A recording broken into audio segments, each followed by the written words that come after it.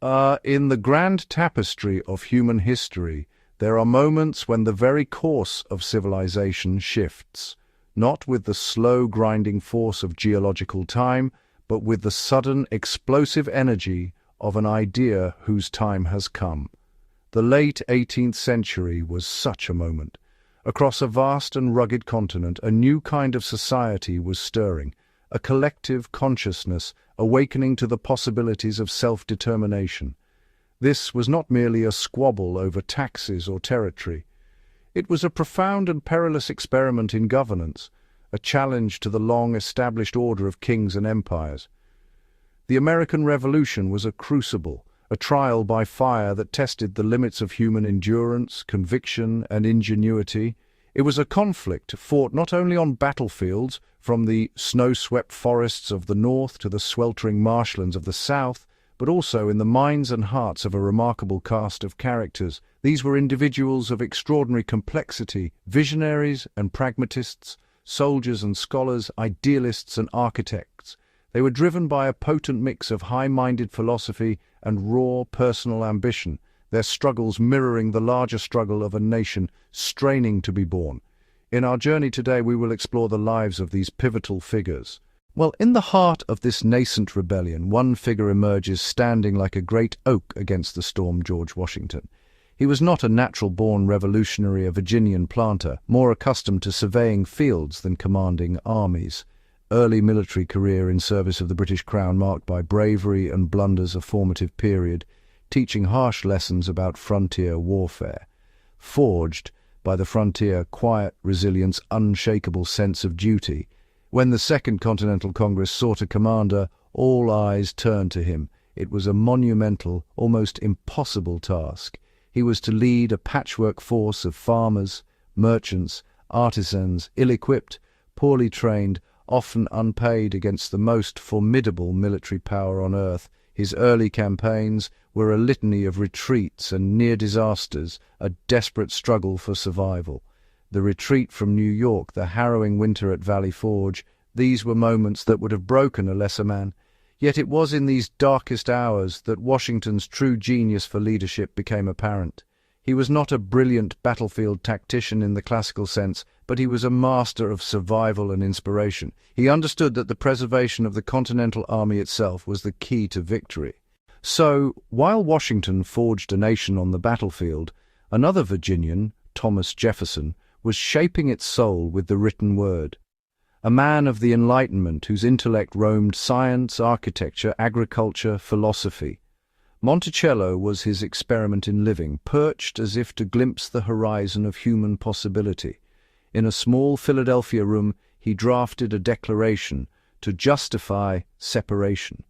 It was more than grievances, a radical theory of government built on consent and inherent self-evident rights. We hold these truths to be self-evident, that all men are created equal, endowed with unalienable rights. Among these are life, liberty, and the pursuit of happiness. Those words transformed a colonial rebellion into a universal struggle for human freedom. Yet Jefferson, apostle of liberty, was a lifelong slaveholder, a painful paradox at the nation's core. He decried slavery, yet remained entangled in it, complicating the man, not the power of his ideas. If Jefferson was the pen, John Adams was the engine. Stout, brilliant, cantankerous. He pushed tirelessly for independence, drafting, debating, persuading. In Europe, he fought another war: recognition, loans, and aid. His stubborn grit won crucial loans and helped secure the Treaty of Paris. As vice president and then president, he steered between Britain and France, often overshadowed, always indispensable. Benjamin Franklin, scientist, inventor, writer, the master diplomat. He sought reconciliation, then committed fully, even estranging his loyalist son. He charmed France while negotiating shrewdly for alliance, money, supplies, and fleets. After Saratoga, he secured the alliance that made victory at Yorktown possible, a masterclass in diplomacy. Alexander Hamilton, immigrant prodigy, relentless ambition. As Washington's right hand, he saw the war's logistical and financial fragility, The revolution's ideals crossed the ocean and captivated a young, wealthy, idealistic French aristocrat, the Marquis de Lafayette. He defied his king, sought no pay, and won Washington's paternal trust. He bled with the soldiers and brought them warmth. His command helped steer the war toward its decisive end. He became a living bridge between nations, hero of two worlds. Benedict Arnold, not a simple villain, but a tragic fallen hero. He was daring, brilliant, wounded in victory. A catalyst for French entry, pride, grievance, and pressure mounted. His plot was exposed by chance, and his name became a byword for treason. Ambition and pride, soured by resentment, led to infamy. That's the tragic arc of Benedict Arnold. Every revolution needs an antagonist. King George III, conscientious monarch, pious patron of arts and science. He saw policy as reasonable. Colonies should help pay for defense after the 7 Years' War. He underestimated American resolve and backed hardline measures.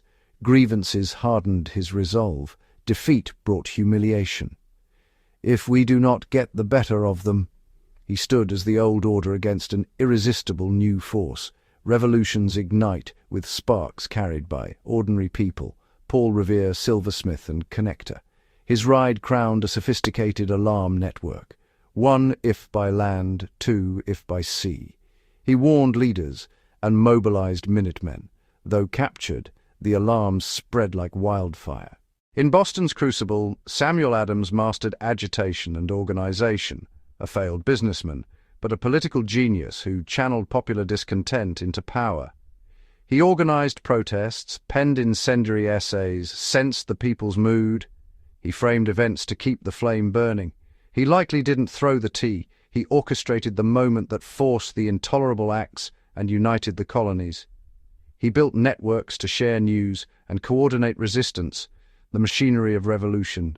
And so, the curtain falls on this extraordinary drama, a human ecosystem of rivals and allies, thinkers and fighters, heroes and one tragic traitor.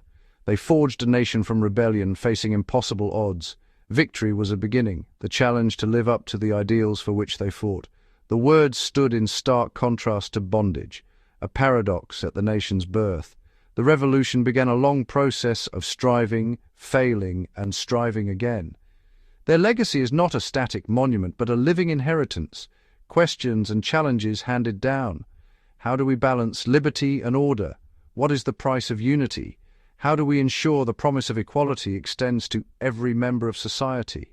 The story of the revolution is unfinished, an ongoing effort to perfect the union they began, reminding us that building a more perfect nation is a journey that never truly ends.